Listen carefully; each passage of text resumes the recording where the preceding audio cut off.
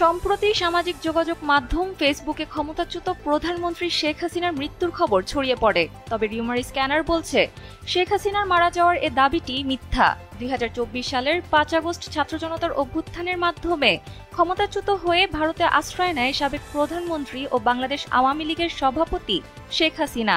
এরপর থেকে ইন্টারনেটে ধারাবাহিকভাবে তার সম্পর্কে নানা তথ্য অপপ্রচার হয়ে আসছে।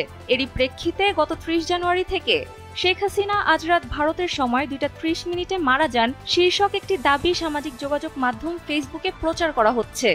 রিউমার স্ক্যানার টিমের অনুসন্ধানে জানা যায়, শেখ হাসিনার মারা যাওয়ার দাবিটি সঠিক নয়। কোনো ধরনের তথ্য প্রমাণ ছাড়া দাবিটি প্রচার করা হচ্ছে। ফেসবুক পোস্টগুলো পর্যবেক্ষণ করে দেখা যায়, সর্বপ্রথম পোস্টটি গত ৩০ জানুয়ারি প্রকাশ করা হয়। তবে পোস্টগুলোতে দাবির সপক্ষে কোনো তথ্যসূত্র উল্লেখ করা হয়নি।